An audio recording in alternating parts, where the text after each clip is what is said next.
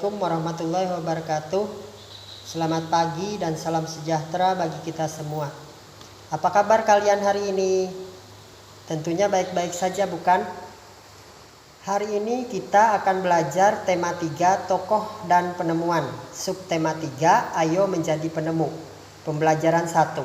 Sebelum kita memulai pembelajaran pada pagi hari ini, marilah kita berdoa menurut agama dan kepercayaan kita masing-masing. Berdoa mulai. Berdoa selesai. Pertama-tama kita belajar tentang kata baku dan kata tidak baku. Kata baku yaitu bahasa yang kita pakai, ada yang kita gunakan untuk percakapan sehari-hari atau kegiatan resmi. Kata baku biasanya digunakan untuk kegiatan resmi seperti penulisan laporan, penulisan undangan resmi, penulisan pengumuman sekolah, pembuatan karya ilmiah seperti skripsi, kegiatan rapat sekolah, dan lain-lain.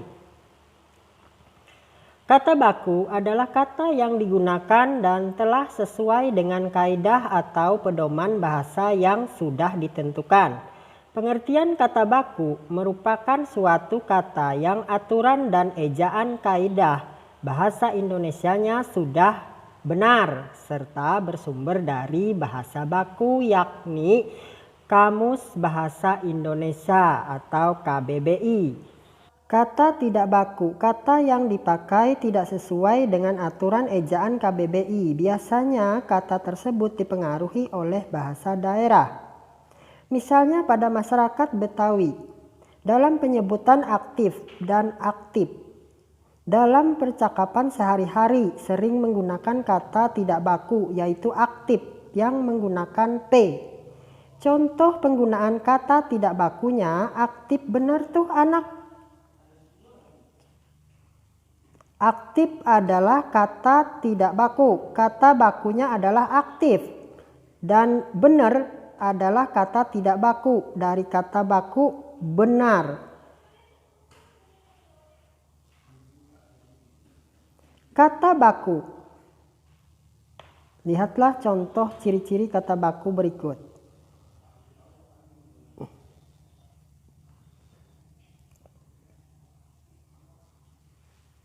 Kata tidak baku. Lihatlah ciri-ciri tidak baku.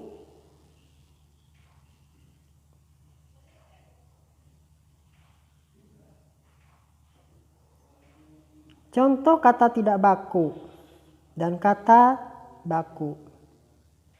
Cendekiawan, cendekiawan, cendekiawan, kata tidak bakunya. Selanjutnya kita akan belajar tentang pengaruh perkembangan transportasi dalam kehidupan ekonomi. Nah, sebelumnya kita ingat dulu apa saja kegiatan ekonomi itu. Yang pertama yaitu produksi, kemudian ada distribusi dan ada konsumsi. Produksi adalah kegiatan menghasilkan barang atau jasa. Distribusi adalah kegiatan menyampaikan barang atau jasa dari produsen kepada konsumen. Kemudian konsumsi adalah kegiatan mengurangi atau menghabiskan nilai barang atau jasa. Distribusi. Barang-barang hasil produksi pabrik atau pertanian atau perikanan akan distribusikan menuju gudang penyimpanan atau menuju supermarket atau langsung kepada konsumen. Nah, dalam proses distribusi, alat transportasi tentu saja sangat berpengaruh. Dengan kemajuan alat-alat transportasi pada masa sekarang seperti adanya kapal kargo, kemudian ada pesawat terbang, kemudian ada mobil box, dan juga ada sepeda motor, tentu saja berpengaruh terhadap kegiatan distribusi. Dengan adanya kapal kargo, maka barang-barang hasil produksi akan dapat dibawa dengan jumlah yang besar, sehingga akan lebih mudah mempercepat penyampaian barang kepada konsumen. Adanya pesawat terbang maka akan mempersingkat waktu perjalanan, sehingga barang-barang hasil produksi akan lebih cepat sampai kepada konsumen.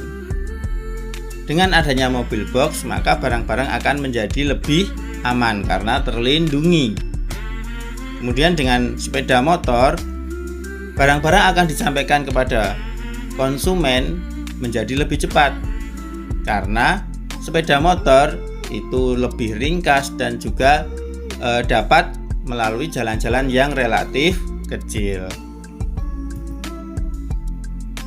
Jadi dapat kita simpulkan bahwa pengaruh transportasi terhadap distribusi diantaranya yang pertama yaitu mempersingkat waktu perjalanan, kemudian meningkatkan kapasitas barang yang dibawa, dan juga menjamin keselamatan dan juga keamanan dari barang-barang hasil produksi. Nah, itu tadi adalah bahasan kita mengenai pengaruh transportasi terhadap distribusi. Selanjutnya kita akan belajar tentang rangkaian listrik seri dan rangkaian listrik paralel. Rangkaian seri adalah rangkaian yang disusun berurutan tanpa memiliki cabang. Nah, ini adalah contoh rangkaian seri. Apa sih kelebihan rangkaian seri itu? Yang pertama, rangkaian seri memiliki kelebihan kuat arus listrik yang mengalir pada tiap bagian sama. Yang kedua, lampu dapat menyala lebih terang. Yang ketiga, lebih sederhana dan memerlukan sedikit kabel dalam penyusunan.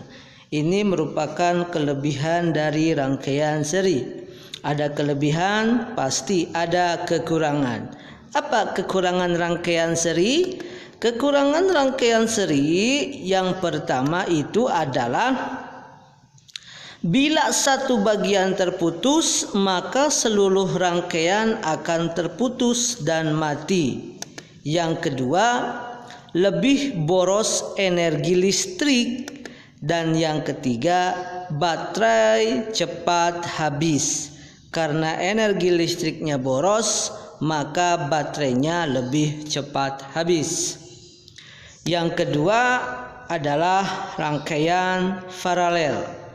Rangkaian paralel adalah rangkaian yang disusun secara berjajar dan memiliki cabang-cabang.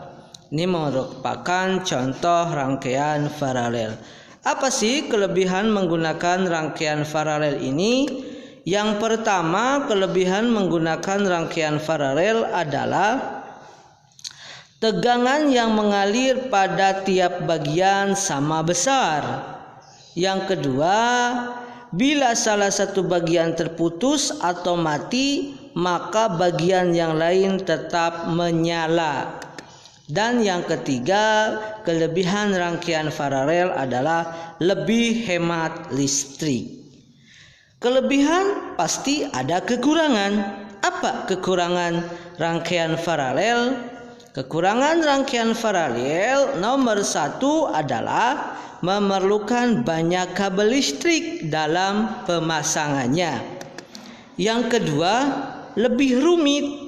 Dan yang ketiga adalah lampu menyalanya lebih redup. Kok ini redau? Yang betul adalah redup. Salah pengetikan, mohon dimaafkan.